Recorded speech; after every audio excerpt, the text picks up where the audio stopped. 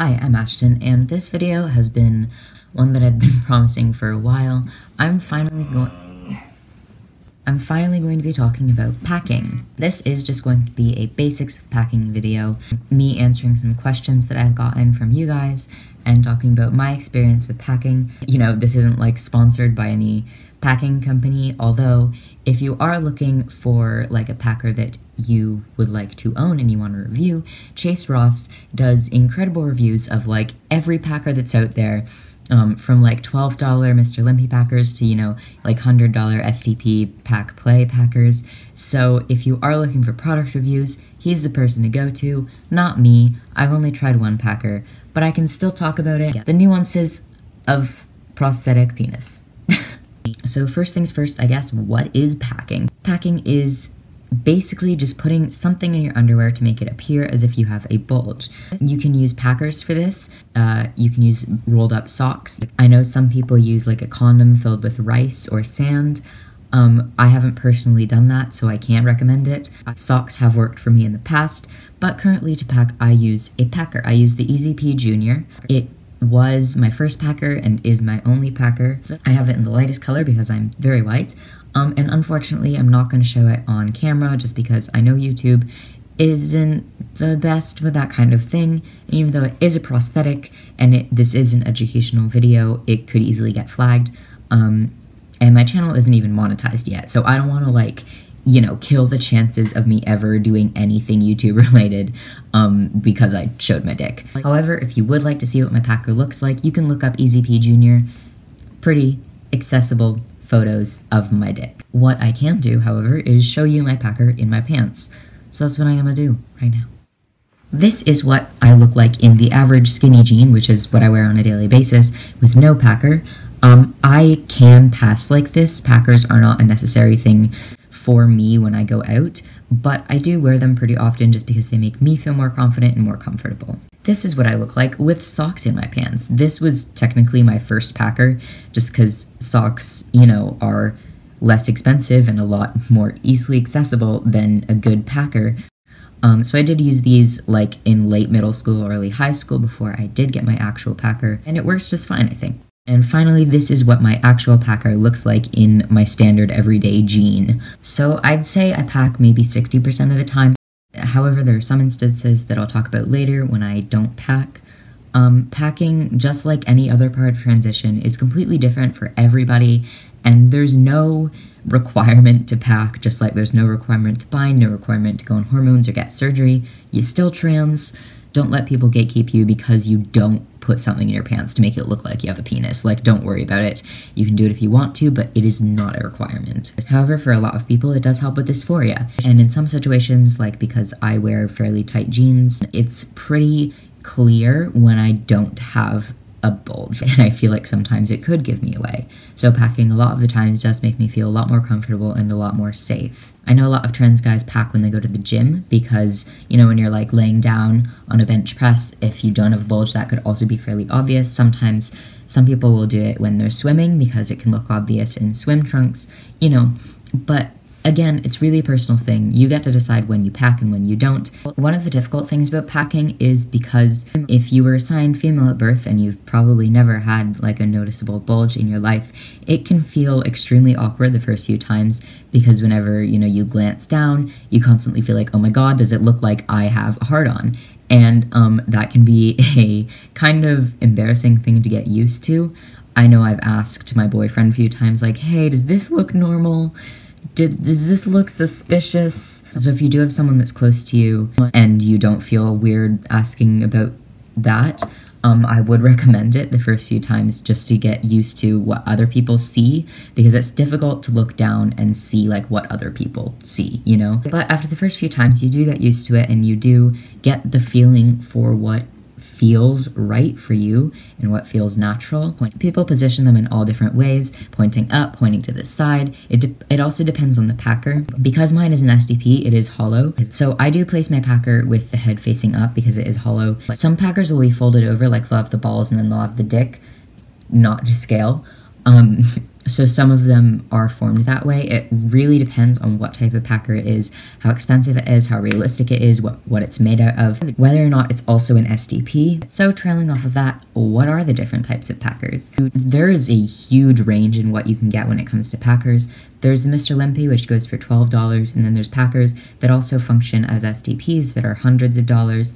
Not hundreds, like 100, 200. And then there's 3/4-in-1s, Peep, Pack, Play, Pleasure, that you can use as a packer, an STP, and something that you can entertain yourself or entertain other people with in the way that you would be entertained by a penis. I personally haven't used that type of packer or that type of prosthetic. I've only ever used an STP and a packer in one. That being said, I do mainly use it as a packer because I'm still not super comfortable standing up to pee with it. I can do it, like it's totally fine, but when I'm in public, and I go into a boy's bathroom, the last thing I want to do is stand there with my dick and like drop it, or someone walk in and see it and not think it's real, you know? My packer is fairly realistic, but it's still something that I do worry about, and it's not something that I'm personally ready yet to do in public. And some packers also work better with a harness. There are specific types of underwear that you can use for packing. I've never tried that. I generally pack in boxer briefs, and I have tried to pack in like girls' underwear, but that doesn't work for me because it doesn't cover everything I need, and it feels like it would fall out a lot more easily than it would in boxer briefs. So I would say pack in boxer briefs or something made specifically for packing. Again, Chase Ross has done reviews on underwear that's made specifically for packing, and some packers that do have harnesses that work better than if you were to just put it in your pants. I would be totally willing to try underwear made for packing, but I don't think that a harness made for packing would help me. I feel like it would just feel awkward. I would feel like I was going climbing or something, but like it was just holding on to my penis, and it would, I don't know. I just don't think that's for me. But it's a totally cool option for other people, and if you do want to look into it, again, Chase Ross videos. Some other types of packers use an adhesive. I've never tried that because I feel like using an adhesive for me would be uncomfortable regardless of whether I'm shaved or not. My skin is very sensitive. If any of you remember during top surgery, my surgeon got super concerned about my skin because the adhesive on my nipple bandages was making me bleed because my skin was so irritated by it. So I don't think using a packer with an adhesive every day would be good for me at all, but it does work for some people. Also with socks, a lot of people use a safety pin, to attach it to their underwear so it doesn't fall out of your leg. I've never had a problem with a packer falling out, other than a few instances during marching band practice where I wore my packer to school, forgot it was a band day, and just attempted to run 2 laps with a packer in, which ended up being very awkward and had to subtly adjust during stretch block. But it was fine. And finally, the type of packer that is also a sex toy. From what I know, people tend to use packers that also function as sex toys, mainly as sex toys, and don't tend to pack with them. Because packers that also function as sex toys tend to be larger for obvious reasons, and a lot of the times packing with a larger product can be awkward or embarrassing because dicks. That being said, if you're a larger, taller person, then packing with a larger packer might work better for you. However, I am 5'3" and a tiny boy, so I could not use anything past a 5-inch packer. It just wouldn't work. But anyways, packers that also function as sex toys are often hollow as well. You generally will put it in your pants hollow, but if you're going to use it for penetrative sex or non-penetrative sex, then there's a kind of rod that goes into it, and you keep it attached to yourself, whether that's with a harness or adhesive or whatever else, but the rod will go inside and make it stiffer so that you can use it to penetrate. Again, I don't have experience with that, so I really can't lend a hand to you when it comes to that. There are also some underwears that are made for cis men when they're exercising, with a little pocket for testicles.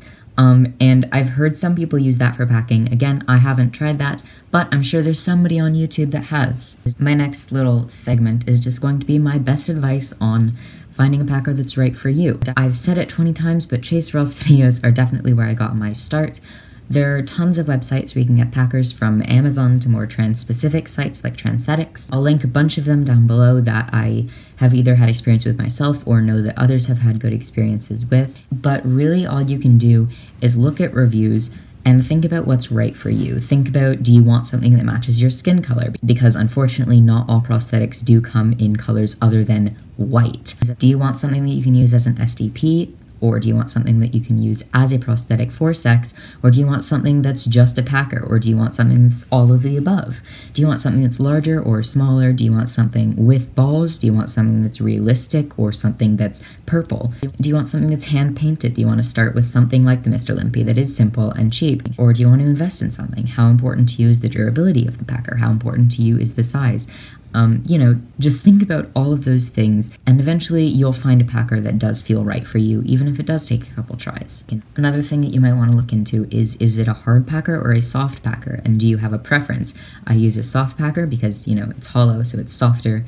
Hard packers do tend to look a little bit more like erections, but a lot of people find them more comfortable or easier to pack with. So don't just watch this video, you know, read articles and read blog posts and watch other videos, and look into different types of packers, different price ranges, different styles and different sizes, and see which one you think would feel the best for you. Keep your mind open, because I didn't think I would want a junior packer, but when I looked at like the sizes of some of the other ones, I was like, I'm a child. I'm not that young, I am just a very tiny person. And finally, I'm going to talk about some situations in which I don't pack. I'm approximately a year and 3 months on testosterone, and I've also been on Depo-Provera, which is supposed to stop a period, for 7 or 8 months, and I still consistently get a period. Well, inconsistently get a period, because I always get one, I just never know when. It's not on schedule, I don't have a schedule. Sometimes it happens 3 times a week. Sometimes it's extremely heavy for 2 weeks. Sometimes I don't have it for 2 months, and then I get one for a week that's like light, and then 2 days later I get another one. No predictability, it's terrible. So I do not pack when I'm on my period. And that's for a couple reasons. One, it feels not right. Not for any gender reason, just because when I'm bleeding, I don't want anything else in my underwear. Packers included. I guess pads not included. It's also extremely inconvenient for me to pack when I am also wearing a pad. I feel like it would possibly get my packer dirty, which would be gross. Not that period blood is gross, just that I don't want it on my packer. And also when I am on my period, which I'm gonna do a video on like surviving your period when you're trans pretty soon. It is in my plans. For guys' underwear, I prefer boxer briefs, and those do not work with pads, and my period is not like consistent enough for me to know if I can wear a tampon. So when I'm on my period, I only wear girls' underwear, which, as I mentioned previously, I find really uncomfortable and difficult to pack in. I also don't pack overnight, typically. Some people do. Sometimes I've just left it in my pants overnight, but then I'll wake up and it's like halfway down my leg or something, or, you know, in the bottom of my bed. And because I do sleep with my dog in my bed, that's not something I necessarily want rolling around in my bed, so I do take it off at night. You don't have to. I also want to talk about the sensory part of it. As a person that could have autism, I don't know, haven't been diagnosed, but, you know, talked about it with my therapist, have a whole video on it, you can go look into that yourself, but I do have a lot of sensory issues. And for me, packing at first was awful with that. This is going to be like a more personal part because it is about sensory issues with my genitalia. So if you want to just stop watching now, all of the basic technical information is out of the way. So you got your stuff, goodbye. Now I'm going to talk about my genitals. So when I first started packing, it was really uncomfortable for me, but I found a few things that do make it more comfortable. I did talk about underwear choices earlier, and I've found that since boxer briefs are tight to the skin, but still masculine, that helps with dysphoria, but it also helps me feel like my packer isn't slipping around. Because when my packer moves, that's one of the worst, like, most uncomfortable things for me. Another thing that I found extremely helpful is shaving. Not everywhere, like not everything, just because it's very uncomfortable when hair gets stuck in silicone, and I hate that feeling. It is the absolute worst. I do not like it. Dislike, blocked, unsubscribed, reported. I didn't mention it earlier, but it's another reason I've also not tried the adhesive packers. both because my skin is very sensitive and also because I hate my skin being sticky. It's terrible. If you also have sensory issues, I guess do consider the things that I said, but everybody's sensory issues are also different. So an extra tip when you're looking for packers, I would look at what they're made out of. The majority of them are made out of silicone, but some are stickier than others. Some of them secrete oils, some of them are drier, which those are the ones I prefer. Of course, I only have one, but it is one that doesn't, like, secrete. But you know the type of silicone that I'm talking about that always feels kind of sticky and wet. I don't think I could handle that. Don't want to try it. But again, in this case, watching Chase Ross videos could be helpful, because for every single packer review I've seen, he does talk about the texture of it, which can be super duper important if you do have sensory issues. Another thing on the sensory topic is like sensory issues with STPs. As I have used an STP in private, I haven't had a sensory issue with it, but I also do have one that has a cup so that, like, when it comes out, it doesn't touch you, you know? It just kind of goes right out the dick. There's no, like, contact, which I would very likely despise. So I don't have any sensory issues when I'm using an STP to pee standing up, but it does take practice. I would recommend practicing, like, in the shower with the water running, just because, like, you know, pee's sterile. You're not going to hurt anything. And it's a good place where, like, if you do miss aim, it's fine. It's just your shower. Like, there's water everywhere anyway. So I'd recommend that for practicing. And once you do get more used to it, it's a lot less of a sensory issue, for me at least, because, like, I know how to position it so that it doesn't bother me. I put up a community post a while ago talking about video ideas and stuff, and someone did say that when I do a video of packing, they wanted me to talk about sensory stuff. So here you are. I hope that did help, and I hope that me talking about sensory stuff when coming to packing was helpful, insightful. Something that I wondered a lot when I first started packing, and something that I imagine a lot of other people think about, is, are people going to notice?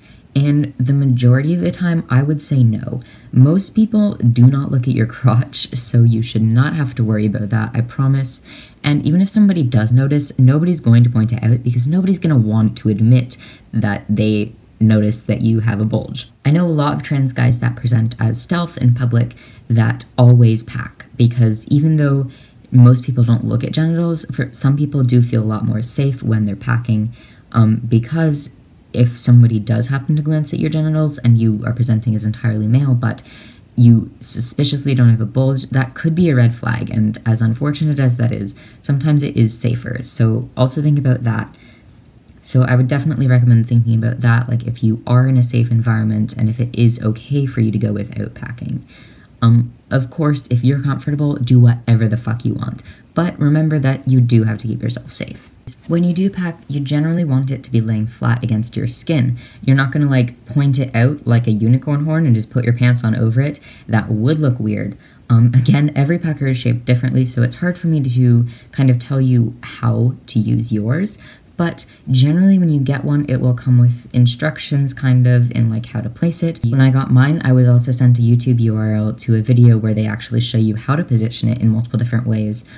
So there are definitely videos like that out there. I'm not like a professional dick person, don't know entirely how penises look in pants because I don't study that. I'm not someone that makes STPs, but the people that do totally know what they're talking about, and Chase Ross totally knows what he's talking about as well. So again, if you're looking for an STP, watch his videos. I think that's all I have to say on packers and STPs. I really hope that was helpful. If you do have any additional questions, feel free to ask me or go watch other people's videos because I'm sure we all have super different experiences. I wish you luck, and I hope that if you ever get a packer, it is a good dick and you have some fun and it helps relieve your dysphoria, and I will talk to you later, maybe.